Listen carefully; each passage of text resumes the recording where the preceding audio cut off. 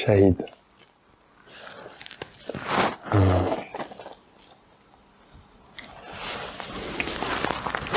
Qu'est-ce qu'il y a de plus dur à dire aux gens qu'on aime?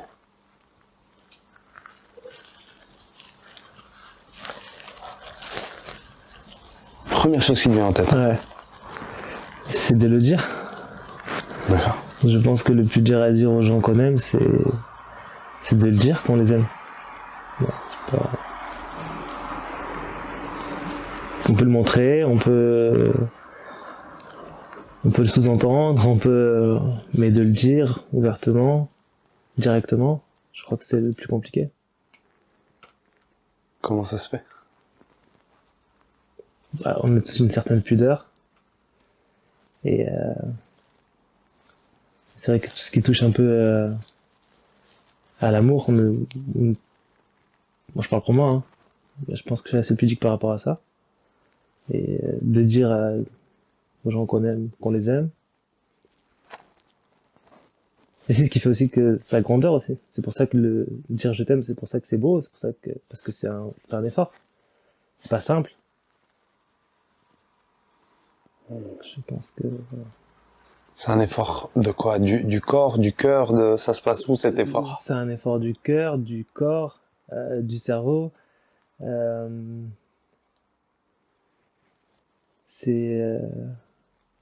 C'est une peur aussi. On sait pas ce que ça va, on sait pas ce que ça va, comment la personne va le recevoir.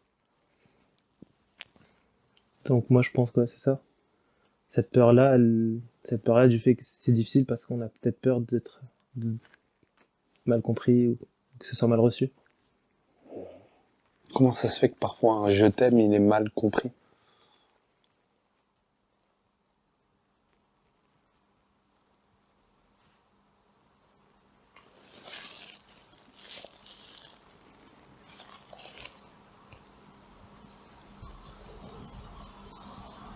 Première chose aussi. Mais je sais pas te répondre. Je sais pas comment, je sais pas.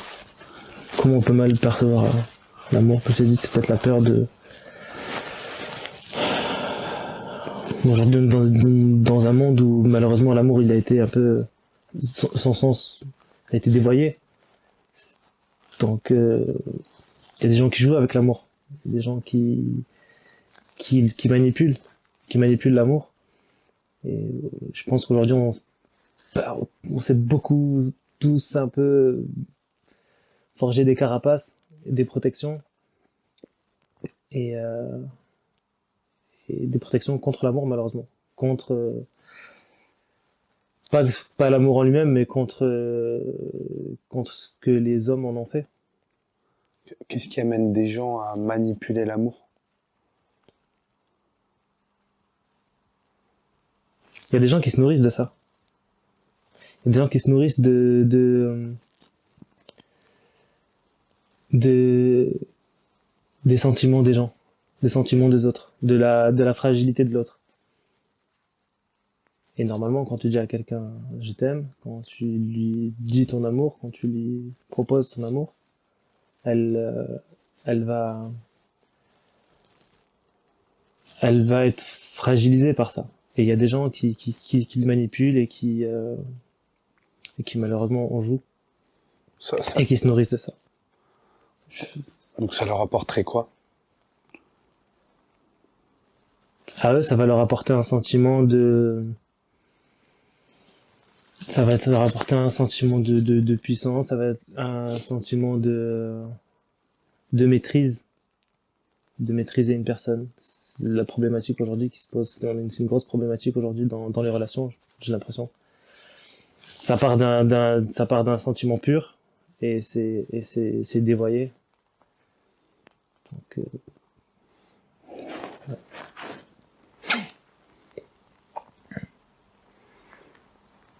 L'amour.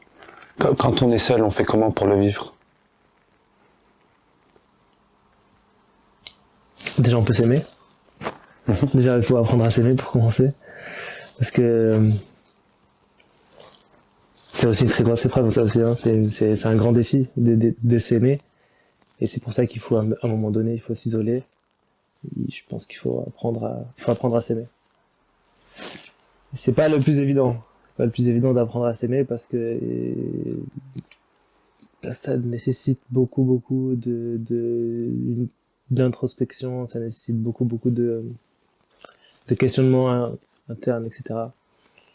Donc, le comment, je ne saurais pas te dire comment on fait pour s'aimer.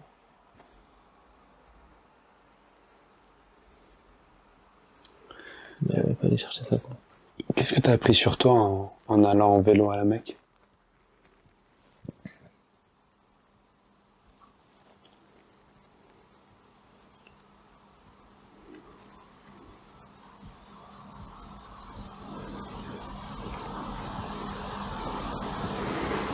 Première chose aussi. La première chose, c'est la patience. Je pense que j'ai appris que j'étais... c'est une qualité que sortir, c'est la patience. Ouais. Je pense que j'ai appris que j'étais quelqu'un de patient. T'en étais pas sûr? J'en étais pas sûr encore. Non.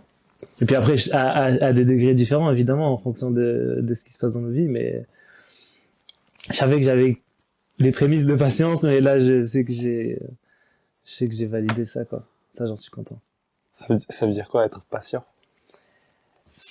Ça veut dire quoi être patient? Être patient, c'est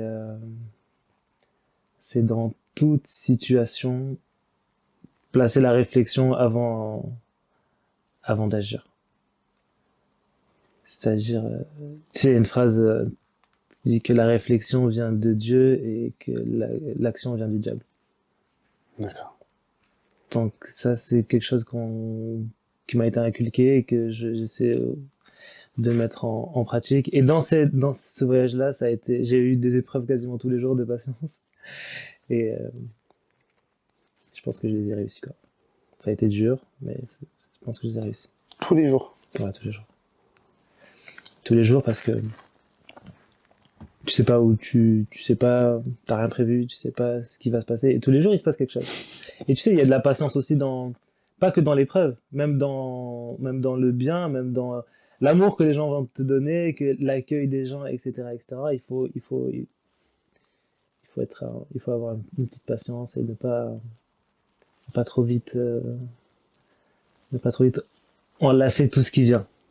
Ok, ça c'est une tendance qu'on pourrait avoir dans ce genre de voyage où en plus quand ça se passe bien, bah, t'as tendance à très vite enlacer tout ce qui arrive et tout embrasser de tout ton être, etc. Et petit à petit, on laisse place à une réflexion, à réfléchir à cette action-là.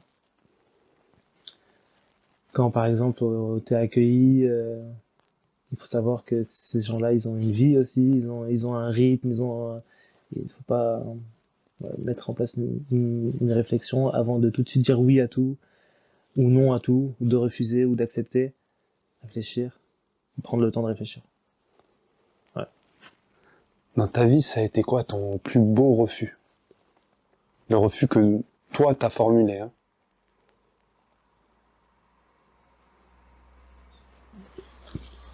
Je pense que ça a été le refus de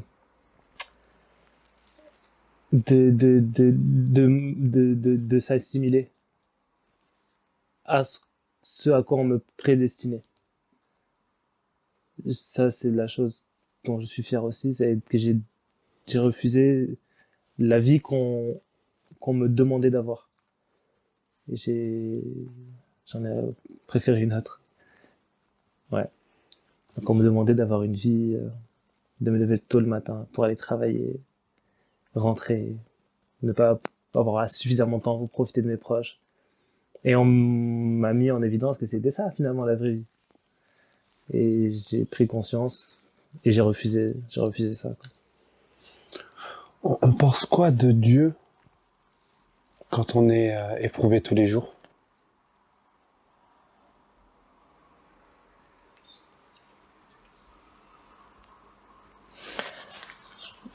Tu sais, quand on est dans une relation avec le divin, quand on est dans une relation verticale comme ça, on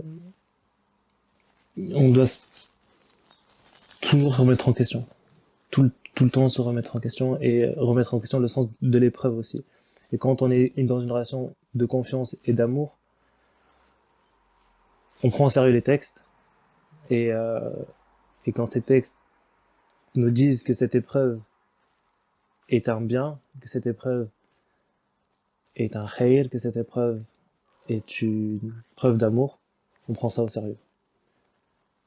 Et donc quand on a éprouvé tous les jours, et quand on est dans une relation sincère avec le divin, bah, on patiente et on accepte et on demandera une récompense pour ça. On l'attendra. C'est quoi la plus belle récompense qu'on puisse recevoir ici-bas? Ah, c'est la paix. Toi, tu vois, ça là, j'ai répondu vite. Ça là, elle est venue très rapidement.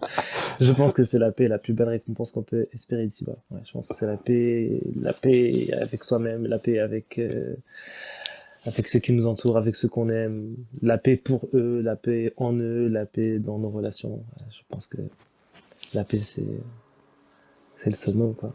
C'est-à-dire Ouais, être en paix, ça veut dire que c'est bon. Quand t'es en paix, ça veut dire que il y a eu des épreuves, il y a eu de la difficulté, etc. Mais ça veut dire que, et il y en aura encore. Mais tu le conçois autrement. C'est l'épreuve, tu la vois plus comme quelque chose vraiment comme une agression, c'est une autre perception des choses. Quand t'es en paix, je pense. comment est-ce que tu vois les épreuves aujourd'hui?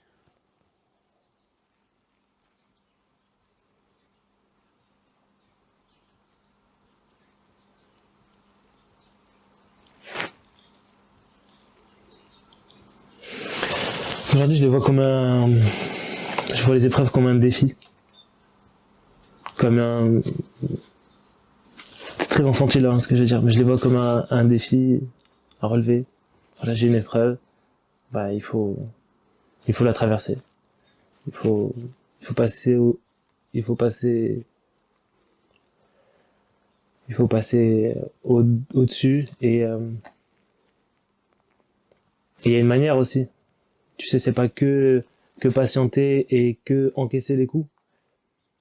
Il y a une, il y a une beauté de la patience. Il y a, donc voilà, aujourd'hui, le défi, ce serait ça. Ce serait d'accepter, ok, mais pas de subir. Pas de subir l'épreuve. C'est-à-dire que dans cette épreuve-là, avoir une belle patience. De la dignité dans la patience. Et moi, je pense que c'est ça.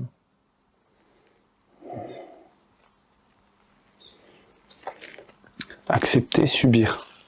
Ouais. Y en a qui acceptent les épreuves en les subissant, c'est ça? Et d'autres qui les acceptent comment? Il y en a qui sont dans le... Bah, j'ai pas le choix. Donc, à partir du moment où j'ai pas le choix, je vais pas m'arrêter là. Je vais pas juste subir, fermer les yeux, mettre mes mains devant les yeux et puis attendre que ça passe. Ça peut être,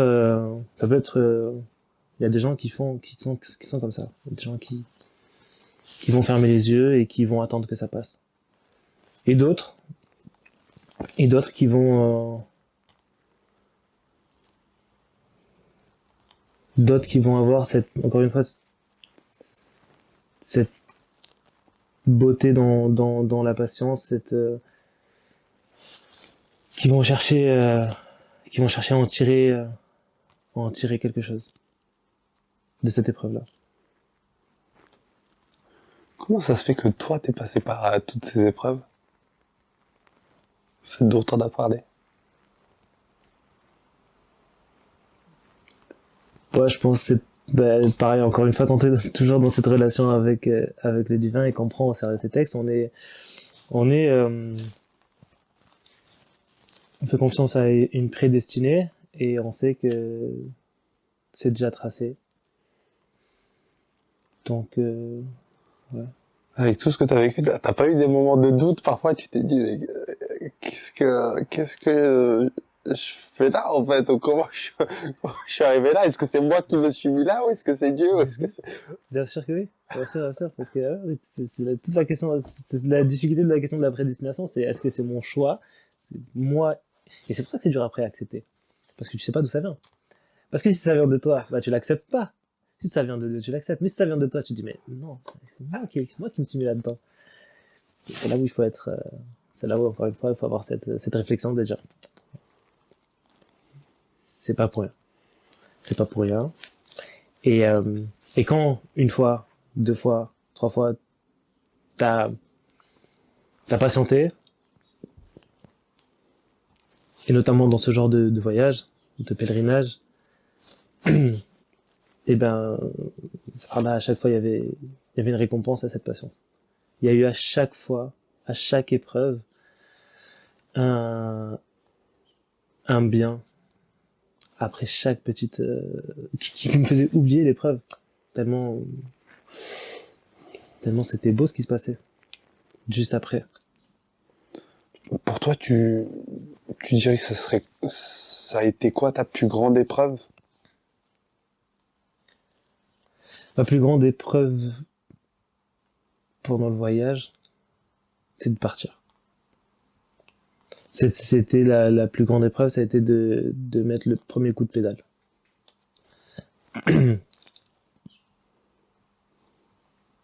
J'avais besoin de ça en fait. Ce voyage-là, c'était une étape dans ma vie. Je pouvais pas passer à autre chose. Ça fait plusieurs années que je le prépare, et je pouvais pas passer à autre chose sans que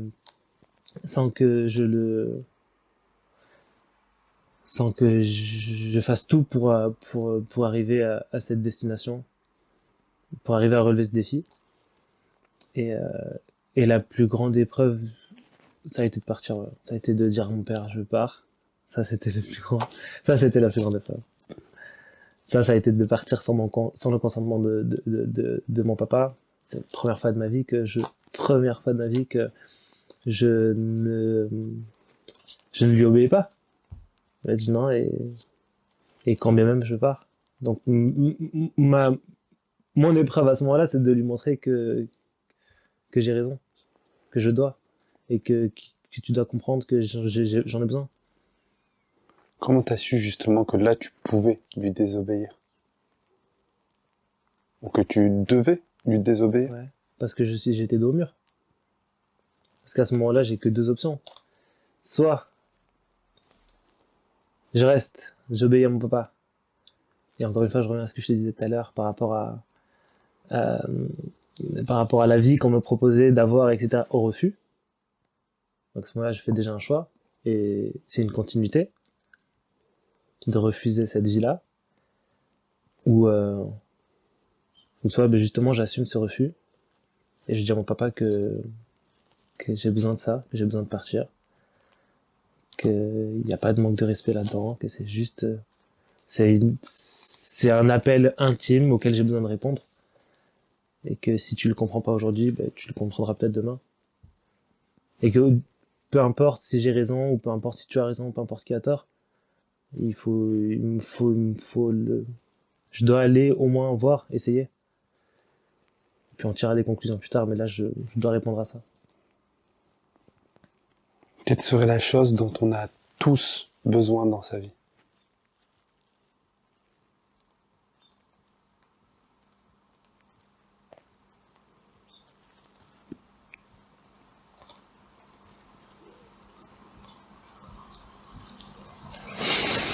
On a tous besoin de paix. Encore une fois, la paix, c'est le gros lot.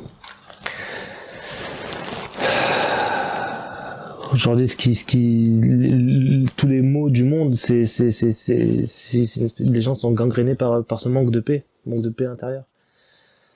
Et je pense qu'on a besoin d'apaisement. Et ouais, je pense qu'on a tous besoin un peu de paix. À ton avis, on a parlé combien de temps là? 10 minutes. On a parlé 20 minutes, hein. Un gros merci à toi. Déjà C'est terminé? Et ouais, t'as vu, c'est con mon final là.